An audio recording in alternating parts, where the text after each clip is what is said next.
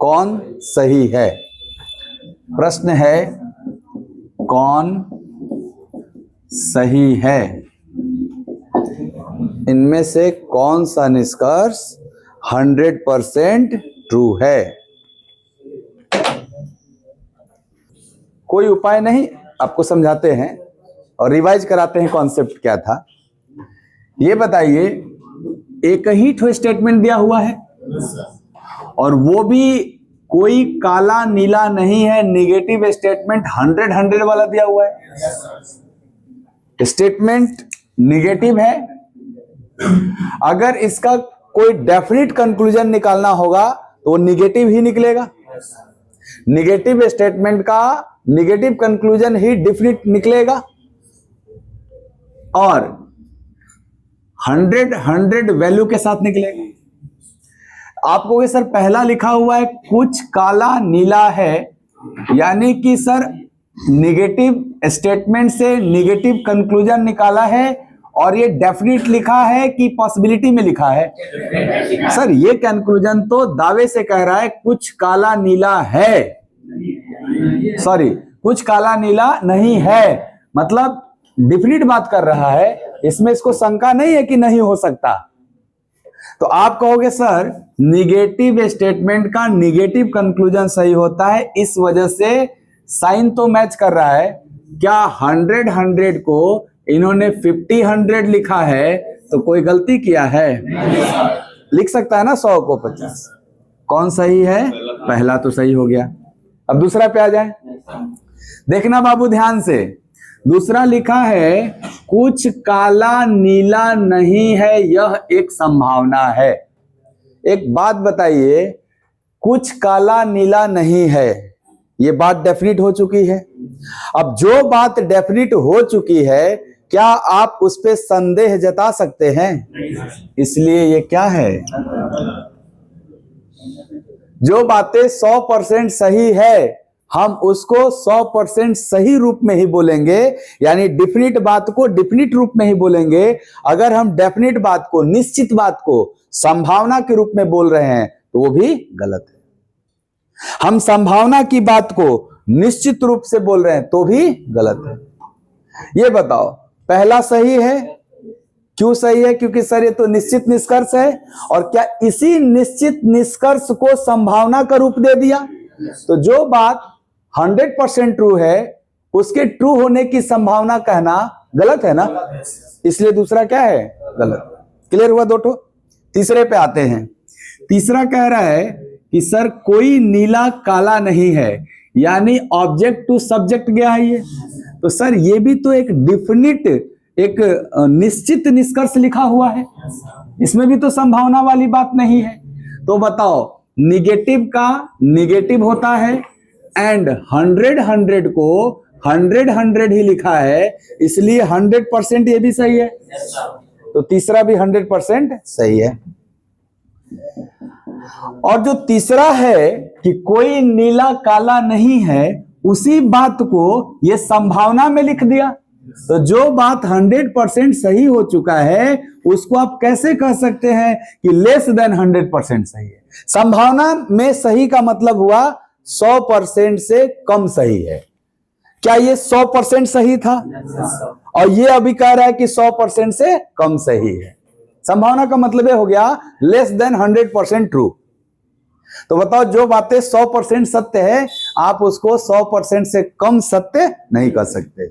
यानी कुल मिला जुला के ये कहना है कि जो बात निश्चित रूप से सही हो चुका है उस बात को हम संभावना में नहीं लिख सकते। इसलिए चौथा भी क्या है? ठीक बात। चौथा क्या है? गलत। क्यों गलत है? क्योंकि ये जो बात संभावना में लिखा है वो बात तो निश्चित रूप से सही है, इसलिए गलत हो गया ये। आ जाओ 5 पे। कुछ नीला काला नहीं है। सर ये भी तो डेफिनेट कंक्लूजन लिखा हुआ है, और क्या नीला से काला बनाया हुआ है, और क्या 100 को 50 लिखा हुआ है। तो 100 को 50 लिखने का अधिकार है ना आपको, इसलिए पांचवा भी 100% ट्रू है। अगर पांचवा 100% ट्रू है तो छठवां पे बात करते हैं। कह रहे कुछ नीला काला है, यह एक संभावना है।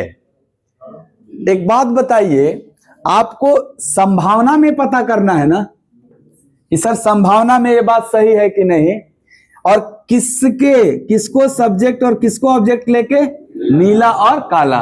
तो आप अपने स्टेटमेंट के मदद से नीला और काला के बीच कंक्लूजन निकालेंगे, रिजल्ट निकालेंगे। तो बताइए, आपके स्टेटमेंट में नीला से काला नो ब्लू इज ब्लैक दिखेगा? कोई नीला काला नहीं है दिखेगा। क्यों? क्योंकि सर इसकी वैल्यू 100 लिया गया है। तो सर बताइए, अगर नीला से काला डेफिनिट कंक्लूजन बनाने जाएंगे तो बनेगा ना कोई नीला काला नहीं है, एज इट इज जो वैल्यू है उसके साथ, यानी नो में रिलेशन बनेगा। और नो वाला रिलेशन जो होता है, नो वाला जो रिजल्ट होता था, उसकी कौन सी पॉसिबिलिटी सही होती थी? सर एक भी नहीं। इसलिए क्या मैं इसको गलत करूंगा? तो आंसर क्या सही हुआ बाबू? 1, 3, 5। 1, 3, 5 वाले सही थे। क्लियर हो गया कि नहीं? हो गया क्लियर? अब हम लोग पीडीएफ का सीट सॉल्व करेंगे, ठीक? हाँ, तो भी गलत था।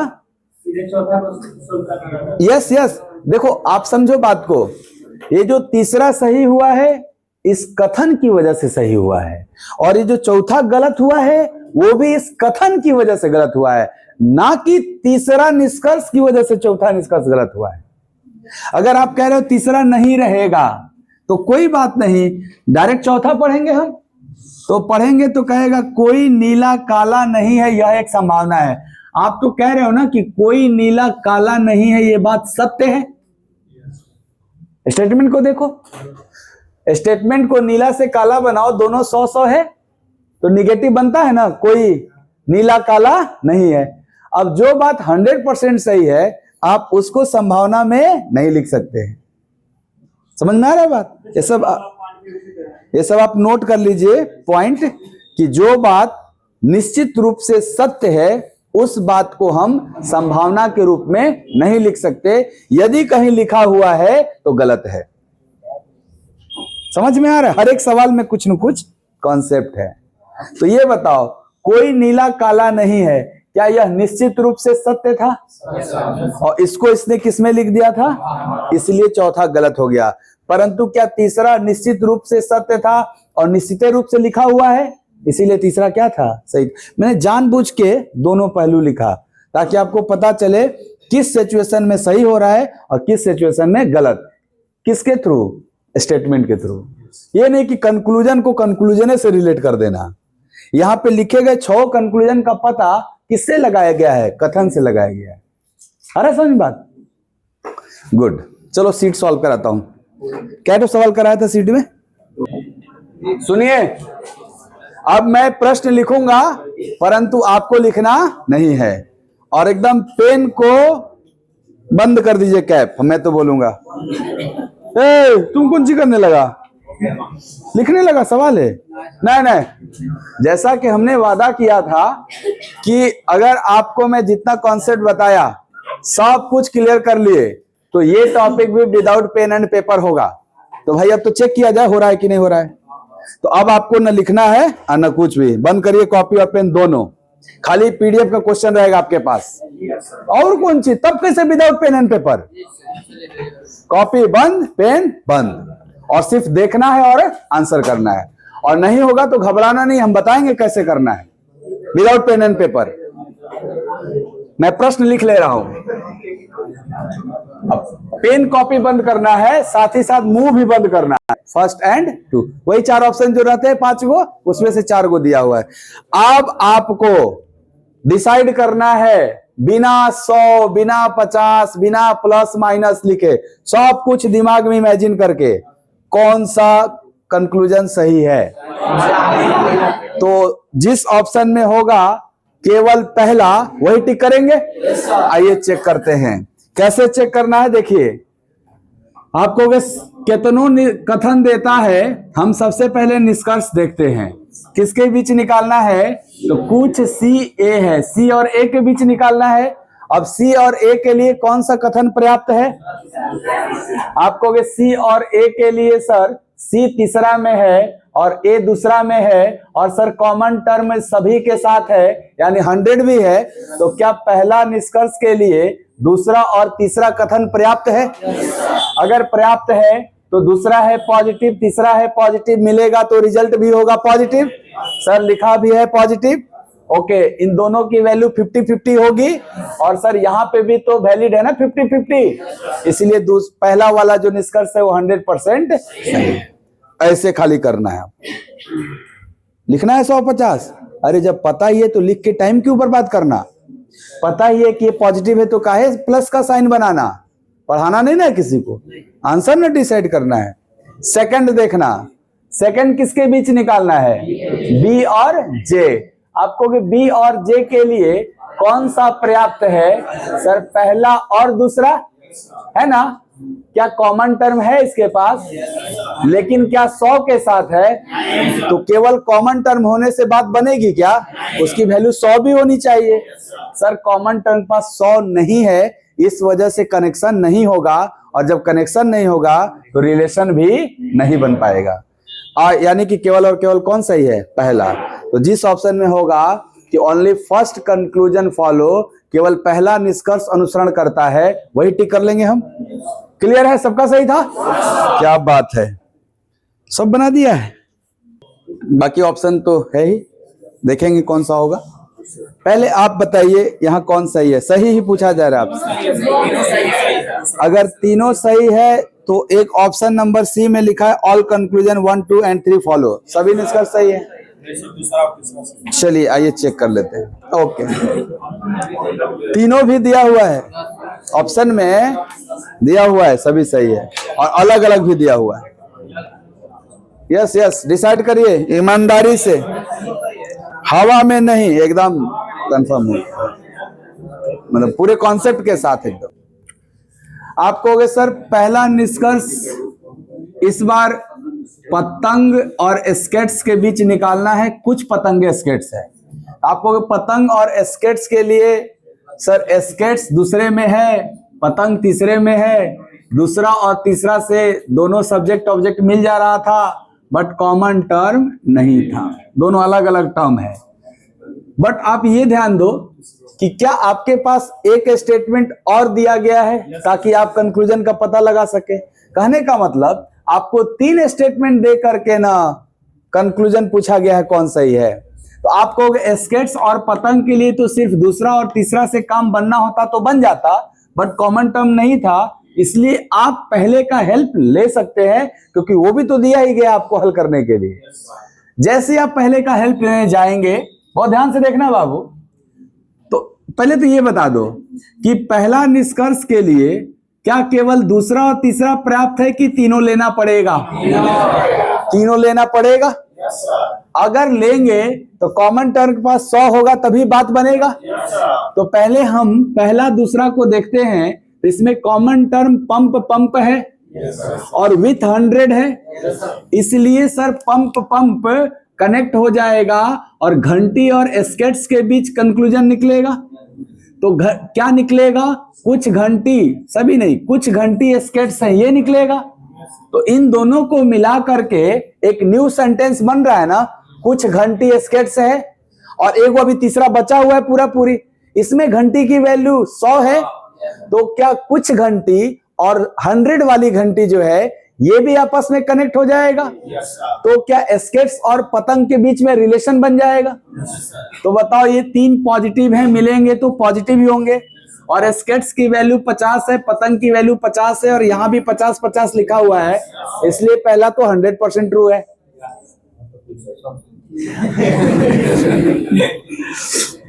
एक बात सुनिए, फिर से सुनिए, जल्दबाजी का जरूरत ही नहीं है। आपको ये लगा कि स्केट्स और पतंग दूसरे तीसरे में है, इसलिए मैं सिर्फ दूसरा तीसरा लूंगा, बट उसके पास कॉमन टर्म नहीं है, इसलिए कनेक्शन नहीं होगा और गलत हो जाएगा। परंतु यहां दिए गए जितने भी स्टेटमेंट हैं उन सबको भी तो मिला के देखने का आपको अधिकार है। तो एक बार पूरा मिला के देखो तीनों, और अपने आप पंप से पंप और घंटी से घंटी कनेक्ट हो जाएगा, तो स्केट्स और पतंग बच जाएगा और दोनों में पॉजिटिव रिलेशन विथ 50-50 वाला हो जाएगा। क्लियर? दूसरा एस्केट्स और घंटी के बीच निकालना है। आप कहोगे एस्केट्स और घंटी के लिए क्या फर्स्ट एंड सेकंड सफिशिएंट है? देखो एस्केट्स सेकंड में है और घंटी फर्स्ट में, और फर्स्ट एंड सेकंड इसलिए सफिशिएंट है कि कॉमन टर्म विथ 100 है। तो क्या मैं तीसरे को देखने भी जाऊंगा क्या? नहीं, वो मदद करेगा भी तो मैं मदद नहीं लूंगा। कब? जब मेरा काम हो जाएगा। कौन सा काम? कॉमन टर्म के पास 100 होना चाहिए। जब कॉमन टर्म नहीं होता या कॉमन टर्म होने के बावजूद भी 100 नहीं होता, तब मैं अदर स्टेटमेंट का हेल्प लेता हूं। जा रहा है पूरी बात आप तक? तो आप कहोगे सर इस दूसरे कंक्लूजन एस्केट्स और घंटी के लिए क्या मैं एस्केट्स, ये काटा हुआ मत सोचना, ठीक है? ये पहला सवाल को सॉल्व करने के लिए मैंने दिखाया था। अभी भी तो आपके पास तीनों स्टेटमेंट कंप्लीट बचा हुआ है। तो एस्केट्स और घंटी के लिए आप कहोगे सर पहला और दूसरा पर्याप्त है, पंप पंप कनेक्ट हो जाएगा और सम घंटी आर एस्केट्स या सम एस्केट्स आर घंटियां, ऐसे हो जाएगा। वही नहीं लिखा हुआ है, कुछ एस्केट्स घंटी है, या अगर लिखा रहता कुछ घंटियां एस्केट्स है तो भी सही हो जाता। तो चलो भाई दूसरा भी 100% ट्रू है। ये देखो तीसरा लिखा है एस्केट्स और पंप के बीच। किसके बीच? एस्केट्स और पंप। कौन सी स्टेटमेंट लोगे इसके लिए? सर एस्केट्स और पंप तो केवल और केवल सेकंड में ही अवेलेबल है, यानी तीसरे निष्कर्ष के लिए केवल दूसरा कथन पर्याप्त है, नहीं है एस्केट्स और पंप दोनों अवेलेबल। तो ऑल का सम वाला तो कंक्लूजन होता ही है ना। 150 को 50-50 लिखना तो सही है ना। यहाँ पे तीनों के तीनों सही है। तो जिस ऑप्शन में होगा कि सभी निष्कर्ष अनुसरण करते हैं वही आंसर हो जाएगा हमारा। यहाँ तीनों सही है। हाँ, तीसरा नहीं समझ में आगे ना क्या कर रहे हैं, सभी सही है। वो देखो हमारे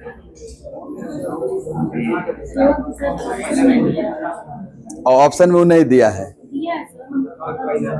अच्छा अच्छा, कबीर बोलो कौन सही है? विदाउट ऑप्शन आप आंसर बताओ, इसका क्या आंसर लिखोगे? अगर लिखना होगा इसका आंसर क्या लिखना होगा तो वो बता दो। 1 3 केवल तीसरा लिखोगे, ऐसे वही बता दो बस।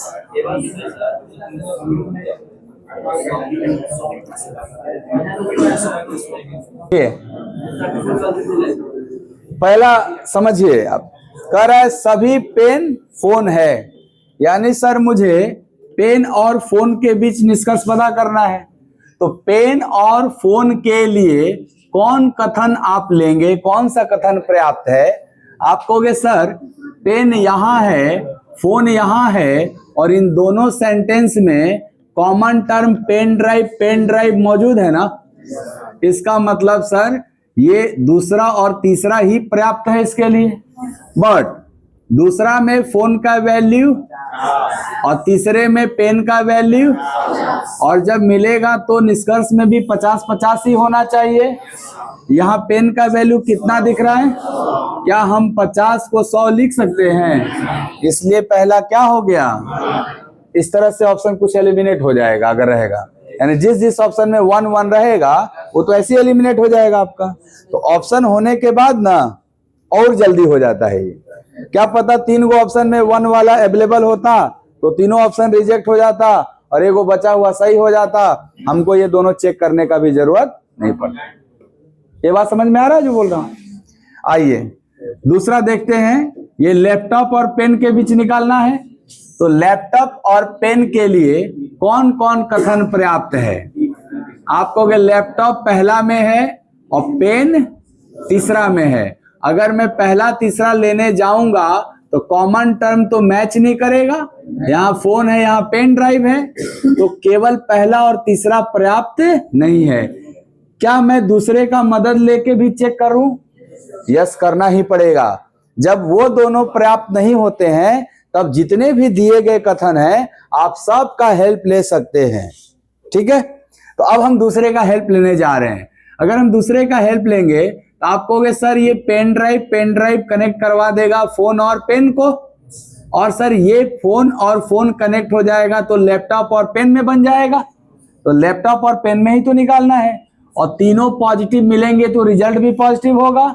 उसके बाद 150 मिलाओ, यहाँ लैपटॉप की वैल्यू और यहाँ पेन की वैल्यू। तो अगर सर 50-50 है तो क्या मैं 100 लिख सकता हूं क्या? इसलिए दूसरा गलत हो गया। किसकी वजह से? सर लैपटॉप का वैल्यू 100 लिख दिया गया, जबकि हमारे स्टेटमेंट में 50 था। आइए यहां ध्यान दीजिए, ये निष्कर्ष निकाला है पेन ड्राइव और लैपटॉप में। पेन ड्राइव और लैपटॉप के लिए कौन कथन लेंगे? सर पहला और दूसरा से काम हो जाएगा क्या? देखो लैपटॉप पहला में है, पेन ड्राइव दूसरा में है, और कॉमन टर्म फोन के पास 100 है ही, तो तीसरा के लिए केवल पहला और दूसरा पर्याप्त है। और इसमें पेन ड्राइव का वैल्यू 100, लैपटॉप का 50, यहां भी पेन ड्राइव का और लैपटॉप का। क्या एकदम करेक्ट है? आंसर होगा केवल तीसरा। आंसर होगा केवल तीसरा। ये जिस ऑप्शन में होगा आप टिक कर लेंगे, केवल तीसरा।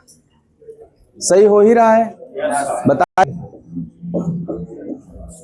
बस डुएट हो दिया है ना, और इसके बाद तो ऑप्शन ही दे दिया है।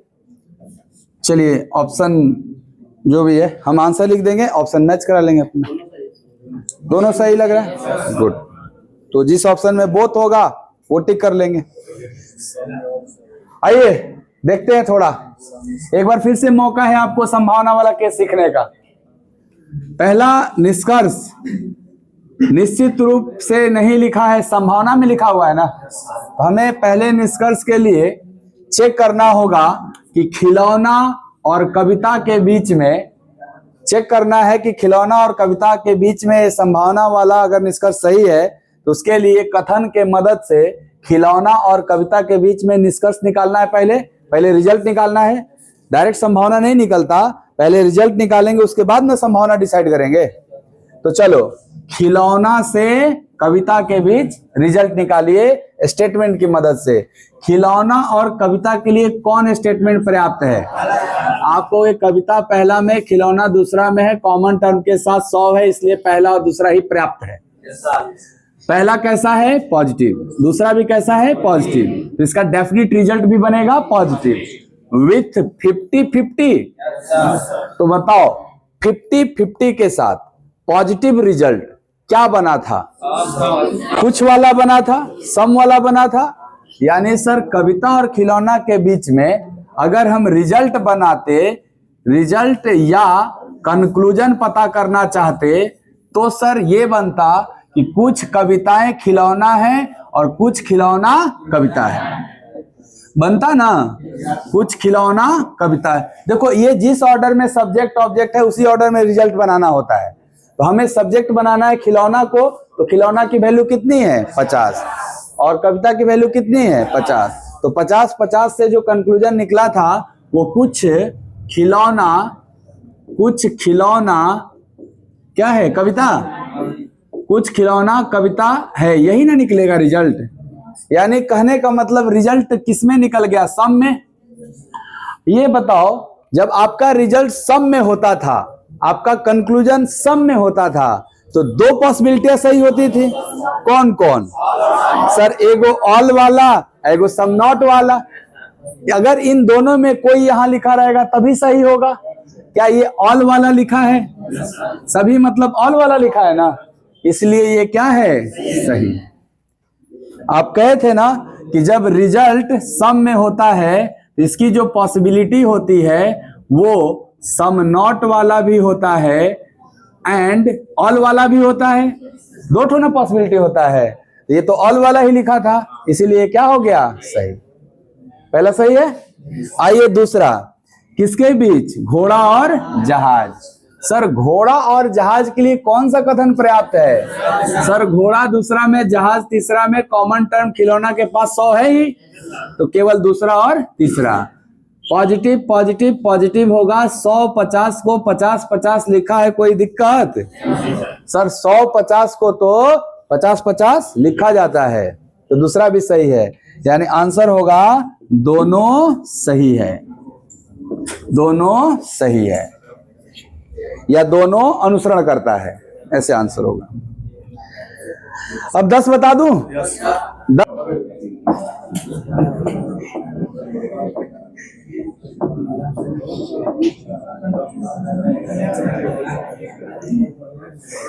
सेंटेंस को थोड़ा देखते हैं।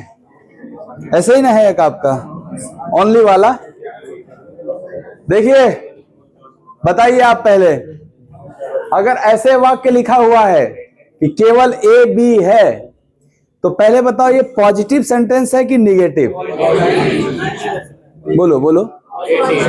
आप कहोगे हमको अपनी आंखों से कहीं नो नॉट नेवर नहीं दिख रहा है, इस वजह से ये पॉजिटिव है। आप बिल्कुल सही हैं। ये कैसा सेंटेंस है? पॉजिटिव। ठीक, अब ध्यान से देखना है कि सर अभी तक हमने 4 प्रकार का सेंटेंस पढ़ा था।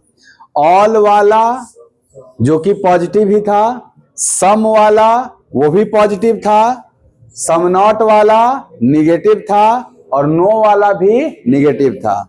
ऑल वाला में वैल्यू 100-50 था, सम वाला में वैल्यू 50-50 था, सम नॉट वाला में वैल्यू 50-100 था, और नो वाला में 100-100 था। यही पढ़ा था ना? अब ध्यान से सुन लो, ओनली वाला में वैल्यू 50-100 होता है। क्योंकि केवल ए बी है का मतलब हो जाएगा सभी बी ए है। केवल लड़का इंजीनियर है। बातों को समझिए। ऐसे वाक्य आ गया कि केवल लड़का इंजीनियर है, एक मतलब ये ना हुआ कि जितना इंजीनियर है कुल लड़का है। केवल लड़की डॉक्टर है, केवल लड़की डॉक्टर है का तात्पर्य क्या है, अर्थ क्या बन रहा है कि जितने भी डॉक्टर हैं या सभी डॉक्टर लड़कियां हैं। ये बात का जवाब तेरा पिताजी देंगे। आज जाके उनसे प्रश्न पूछिएगा कि गुरुजी कहे सभी लड़कियां डॉक्टर है, हमको पते नहीं चल रहा है कैसे। कमेंट तनी हाई लेवल का, कॉम्प्लीमेंट तनी हाई लेवल का होना चाहिए, मजाक तनी स्टैंडर्ड लेवल का होना चाहिए। अधिकारी बनने वाले हैं चिरकुट जैसा, कोई से पता है ना? नहीं, अच्छा लेवल का करो, मजा आएगा। फिर से सुन लो मेरी बात, जब भी ओनली वाला आएगा तो सेंटेंस कैसा, और वैल्यू सब्जेक्ट का ऑब्जेक्ट का। हमने वहां बोला था कि नेगेटिव सेंटेंस का ऑब्जेक्ट 100 होता है, बट ये सेंटेंस कैसा है और इसका ऑब्जेक्ट क्या हो गया? इसका मतलब ये नहीं कहना कि नेगेटिव है ऑब्जेक्ट 100 है, तो ये एक ऐसा पॉजिटिव सेंटेंस है जिसका ऑब्जेक्ट 100 होता है। इसीलिए मैं बोला उच्चार के बाद ये सब स्पेशल केसेज होंगे, तो अब याद हो जाएगा। केवल लड़का डॉक्टर है, खुश हो गए? केवल लड़का डॉक्टर है में लड़का का वैल्यू और डॉक्टर का। केवल लड़कियां इंजीनियर हैं, लड़की का इंजीनियर का। कैसा सेंटेंस? क्लियर? आते हैं 10 नंबर सवाल पे। यस यस, इसको अगर बोलोगे कि ये किसके इक्वल है, तो आप कहोगे only A is B is equal to all B is A. Yes, तभी मैंने ये इधर बात देखो, ऑल बी इज ए का वैल्यू 100-50 होता है कि नहीं? और चूंकि ये पॉजिटिव है ना, तो एक पॉजिटिव सेंटेंस के ही बराबर हो गया। इसीलिए मैं बोला ये भी पॉजिटिव है। आंसर बी की वैल्यू कितनी है, तो मैं यहां 100 लिखा, और ए की वैल्यू इसीलिए ऐसे लिख दिया। समझ गए? तो अब जब भी ओनली आएगा तो सब्जेक्ट कितना, ऑब्जेक्ट कितना? गुड। आइए एक एग्जांपल करते हैं, सवाल नंबर 10। सवाल लिख लेता हूं पहले, और तब तक आप देखते रहिए।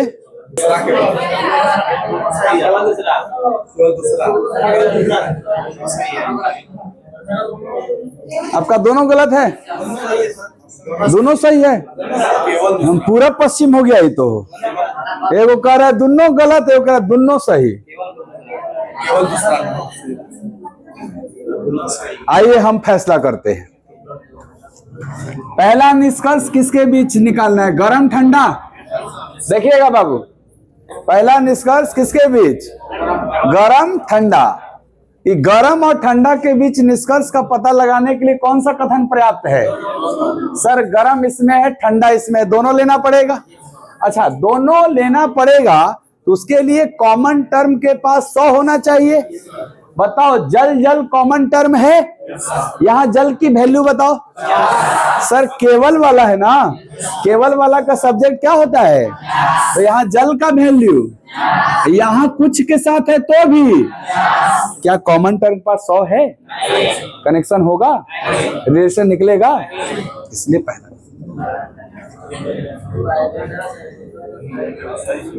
दोनों वाले कहानी खत्म हो गई, सही थे। अब इसको देख लें सही है कि नहीं। फिर से क्या पहला गलत है? सर ठंडा गरम के लिए दोनों कथन लेना पड़ेगा, लेकिन लेने के लिए कॉमन टर्म के पास 100 है ही नहीं। कॉमन टर्म जल है, इसके पास 100 होना चाहिए, नहीं है, इसलिए कनेक्शन नहीं होगा। कनेक्शन नहीं होगा तो रिलेशन भी नहीं बनेगा। यानी जो भी लिखा है वो गलत, क्योंकि डिफिनिट रूप में लिखा है। अगर रिलेशन नहीं बनता है तो संभावनाएं सही होती हैं। खैर, ये दूसरा किसके बीच निकालना है? जल और गरम। कौन सा कथन लेंगे? केवल दूसरा लेंगे सर, है ना, जल और गरम दोनों। ये दूसरा कथन है, कुछ जल गरम है, और हमको निकालना है जल गरम के बीच में संभावना। तो संभावना का पता करने के लिए हम निष्कर्ष बनाते हैं पहले डिफिनिट। तो बताइए, जल से गरम कौन सा निष्कर्ष बनेगा? उधर से बनता है निष्कर्ष, नहीं समझे? आपको याद होगा कि सम ए आर बी का केवल एगो कंक्लूजन था, सम बी आर ए। तो ये तो हूबहू कथन जो है उसी को न लिख दिया जी संभावना में। और हूबहू कथन जो होता है वो 100% सही होता है, और जो बात 100% सही है क्या हम उसको संभावना में लिख सकते हैं? इसीलिए क्या हो गया? गलत। अच्छा, हूबहू नहीं था, यहां सभी था ना, तो कोई बात नहीं। जल से गरम के बीच नो कंक्लूजन, गरम से न जल के बीच कंक्लूजन, जल से गरम के बीच में कंक्लूजन नहीं बनेगा, इसीलिए संभावना भी नहीं बनेगा। तो नीदर 1 नॉट 2 था आपका, वही ऑप्शन टिक।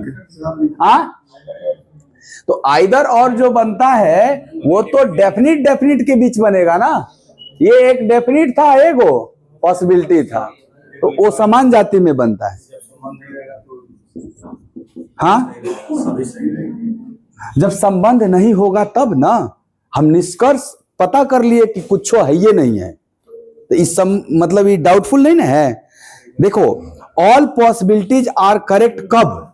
जब सर क्लियर ना हो कि दोनों के बीच में क्या रिलेशन है। यहां तो क्लियर है कि कोई रिलेशन नहीं है, इसलिए यहां सारी पॉसिबिलिटियां सही नहीं होंगी। ये बातें कल भी हुई थी और ये बातें आज भी हो रही है और आगे भी जारी रहेगा। तो नहीं, आप अगर कंफ्यूज रहेंगे तो जारी रहेगा। काहे कंफ्यूज रहिएगा हरदम? क्या सही था? दोनों गलत था ना? चलिए, बहुत बढ़िया।